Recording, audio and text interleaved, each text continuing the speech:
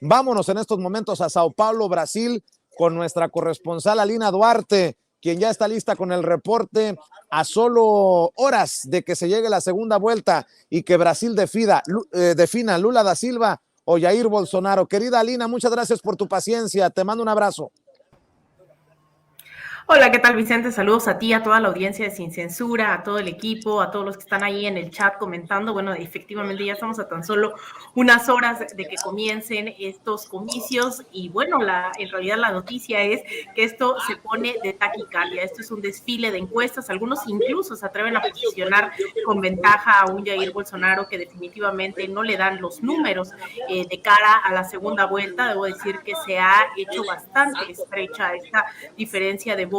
Recordemos, durante la primera vuelta se esperaba que no superara el 38%, sin embargo llegó hasta el 43% de la votación. Incluso Lula también se esperaba que pudiese ganar en una primera vuelta, pero no superó el 50% de los votos válidos más uno. En esos momentos todavía se lleva a cabo el debate entre ambos candidatos, el cual, bueno, en realidad las sorpresas no son varias. Creo que los proyectos están definidos a estas alturas y desde hace mucho tiempo, ¿no? Alguien como Jair Bolsonaro, que ha insistido y que incluso se le ha comprobado la constante, ¿no? Que ha sido el que mienta durante todos sus debates, durante todas sus participaciones. Bueno, aquí la confrontación ha sido nuevamente en ese mismo tono, mientras Lula da Silva ha insistido en estrechar los lazos con no solamente la militancia, sino una recuperación del tejido social prácticamente dentro de Brasil. Y en esta recta final, pues han sido, recordemos, también hay gubernaturas que todavía penden de un hilo, que se irán en esta segunda vuelta. Una de ellas es justamente la que se lleva aquí en Sao Paulo, en donde el candidato que en su momento incluso fue candidato presidencial en el momento en que Lula da Silva estaba preso, pues no tiene la mayoría hasta esta hora, según las encuestas. Fernando Haddad no ha logrado, no lograría vencer a su oponente aquí en Sao Paulo. Todavía le falta bastante, sin embargo, bueno, ha hecho un esfuerzo por acercarse al contrincante. También recordemos, en primera vuelta también ya quedaron decididos tanto el Congreso como el Senado, bastante conservadores, no hubo un giro, ya eran de corte conservador. Un partido como el de Bolsonaro, el PL, pues dio en estos años un crecimiento bárbaro que ha generado que incluso pueda tener un gran apoyo Bolsonaro durante su mandato.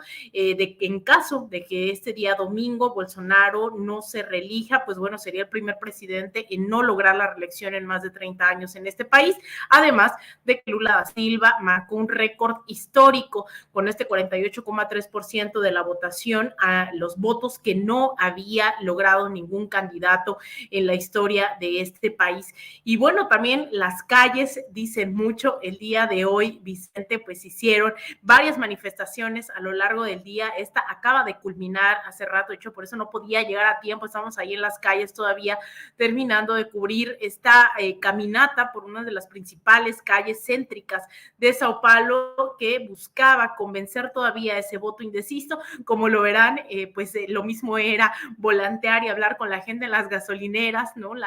Los simpatizantes de Lula, que ir a los restaurantes, a los bares de la zona céntrica. Esto acaba de ocurrir apenas hace unos momentos aquí en Sao Paulo, previo a que iniciara este último debate.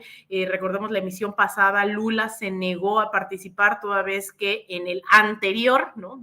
El antepenúltimo debate se había demostrado cómo es que Jair Bolsonaro había dicho al menos 17 mentiras.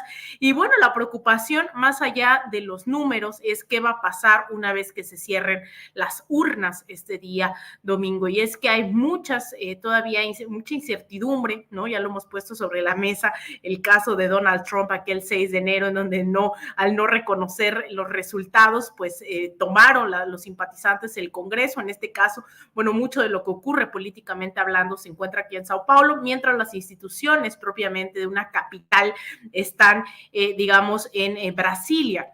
Sin embargo, pues a pesar de que tiene una base bastante fuerte que no hay que minimizar y que también será ese gran reto para, en caso de que si las encuestas dicen lo correcto, pues Lula sea presidente, se enfrentaría también a una sociedad sumamente dividida en donde el bolsonarismo también ha cobrado muchos tintes de ultraderecha muy preocupantes y que tienen este mismo discurso del trumpismo a favor de las armas, en contra de la comunidad LGBT, misógino, racista, etcétera, etcétera. Entonces, pues vamos a escuchar, les decía, ha habido varias manifestaciones durante el día, sobre todo del ala lulista, ¿no? Del Partido de los Trabajadores. Pudimos conversar con un compañero del movimiento Brasil Popular y estas fueron las declaraciones que nos dio el día de hoy.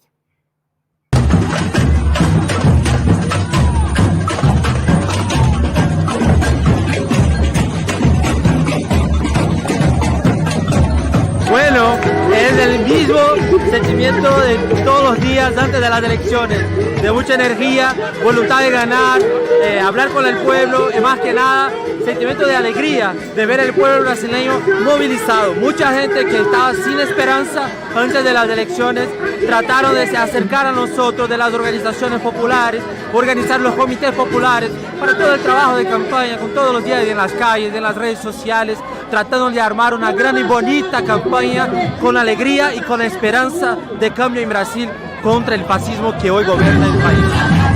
¡Hola, Bolsonaro!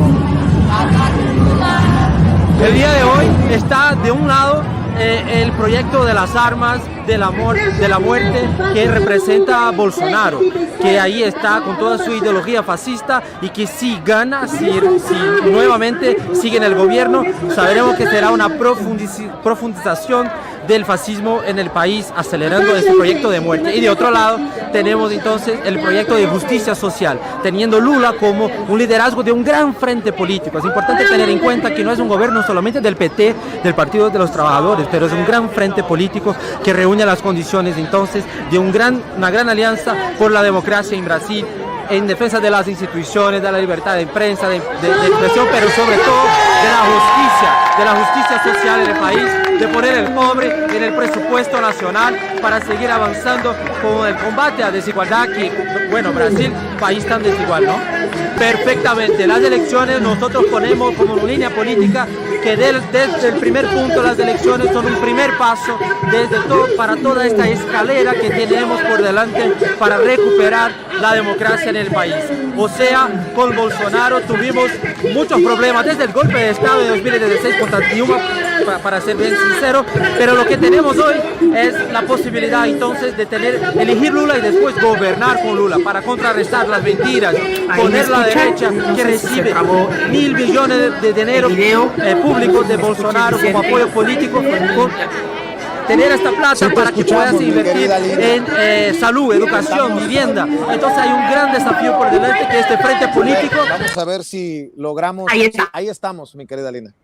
Perfecto, pues ahí escuchamos estas declaraciones, ¿no? Que es parte de, pues, el sentimiento de la militancia, sobre todo que apoya a Lula, mientras el bolsonarismo se mueve más hacia el sur de Sao Paulo, en general el sur, centro de este país. Hay varias discusiones todavía en el Tribunal Supremo Electoral, las cuales tienen que ver con lo que estaba difundiendo la campaña también de Jair Bolsonaro. Al momento en que se va esto a la Corte decide que tiene que retirar espacios, ¿no? Por las mentiras difundidas, por el tono de sus discursos, y se le tiene que dar a Lula da Silva. Entonces, en esta recta final, Lula tiene también más espacios en radio y televisión. Esperemos que eso pues logre marcar esa diferencia tan necesaria para no generar pues una suerte de disturbios, ¿no? De desestabilización, al menos con las organizaciones populares, barriales, incluso con mismos dirigentes del Partido de los Trabajadores con los que hemos conversado, con los que han aparecido en foros, niegan la posibilidad real, ¿no? De que haya una movilización fuerte, amplia del bolsonarismo, pero lo que sí hay una coincidencia total es que este es un movimiento que no va a desaparecer después del día domingo en caso de que llegasen a perder, y es un movimiento que ha estado creciendo, que es preocupante y que habrá que pensar cómo se desarticulan pues todos estos discursos de odio, Vicente. Te pido por favor que nos mantengas al tanto, querida Lina, de lo que ocurra. Durante el fin de semana estaremos transmitiendo en vivo y en directo, estaré al pendiente de tus redes sociales. habrá mucho que compartir con la gente que te sigue, con la audiencia de Sin Censura, y lo estaré haciendo mañana desde el Foro Migrante al que nos han invitado en Oakland, del otro lado de la bahía. ¿Por qué no cerramos invitando a la gente a tus redes sociales, a tus trincheras, querida Lina? Y yo agradecido, te mando un abrazo hasta Sao Paulo.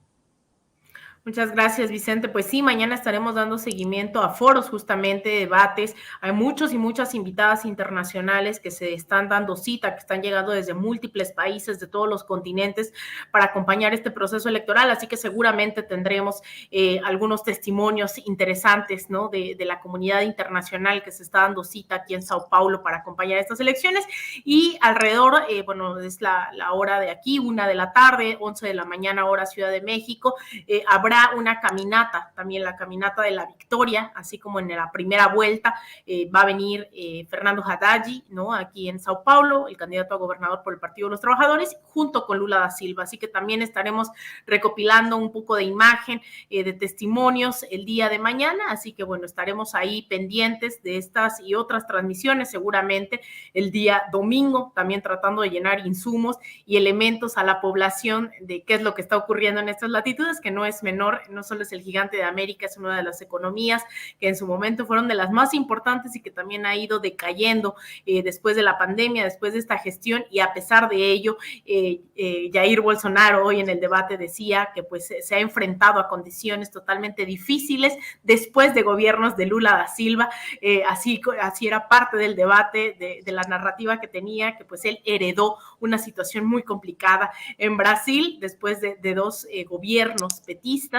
Y ahora la pandemia y eso, bueno, no es culpa de Bolsonaro, es culpa, ¿no?, de absolutamente agentes extranjeros. Entonces, ahí estaremos. Me pueden seguir en Twitter en @AlinaDuarte_, en Instagram _AlinaDuarte, en Facebook.com /AlinaDuarte periodista, y también aquí ahora todo el día, en la noche también en Sin Censura. Te mando un abrazo, Vicente, a ti, a toda la audiencia, a todo el equipo de Sin Censura. Te mando un abrazo yo también, Alina, y mi reconocimiento por la labor que realizas desde Brasil rumbo a la segunda vuelta en aquel país. Estamos al pendiente. Gracias por tu paciencia. Un abrazote, Vicente. Gracias a la querida Alina Duarte. Y déjenme